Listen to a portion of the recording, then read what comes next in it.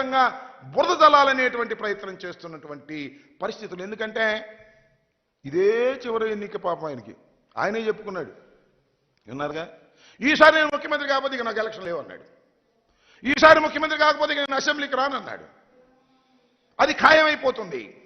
అందువల్ల ఏ విధంగా అయినా సరే సబద్దాలాడి కోట్లు ఖర్చు పెట్టి జగన్మోహన్ రెడ్డి మీద విషం జల్లి ఏదో ఒక విధంగా గెలవాలనే తాపత్రయమే కనపడుతుంది తప్ప ప్రజలకు మేలు చేశాను కాబట్టి గెలవాలనేటువంటి ఆత్మస్థైర్యం లేనటువంటి వ్యక్తిగా ఇవాళ నారా చంద్రబాబు నాయుడు గారు చాలా స్పష్టంగా అర్థమవుతున్నాడనే విషయాన్ని మీ అందరికీ కాస్త చంద్రబాబు నాయుడు గారి ఉపన్యాసాలు కానీ మీటింగులు కానీ అత్యంతం పరిశీలిస్తే చాలా స్పష్టంగా అర్థమవుతుందని కూడా మనవి చేస్తున్నాం.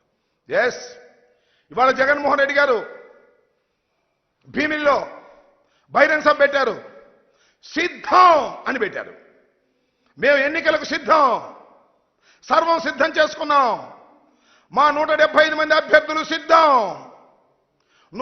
25 మంది పార్లమెంటు సభ్యులు సిద్ధం.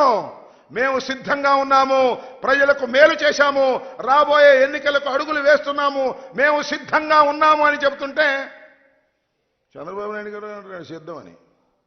చంద్రబాబు నాయుడు గారే కాదు, ఆయన ఎవరు, పవన్ కళ్యాణ్ గారు, ఆయన కూడా సిద్ధం అంటున్నాడు. దేనికయ్యా సిద్ధం? మీరు నాకు అర్థం కాలేదు. మీ ఇద్దరు కలిసి కూర్చుని మాట్లాడుకుని సీట్లే అనౌన్స్ చేయలేనటువంటి దౌర్భాగ్యమైన పరిస్థితిలో ఉన్నారో, డ్రామా ఆడుతున్నారో తెలియదు నీకు. పవన్ కళ్యాణ్ గారు ఎక్కడ నిలబడతాడో తెలియదు, అనౌన్స్ చేయరు. చంద్రబాబు నాయుడు గారు 1 నిలబడతాడో 2 నిలబడతాడో తెలియదు. వీళ్ళు సిద్ధం అంట. దేనికయ్యా మీరు సిద్ధం? ఒకదానికి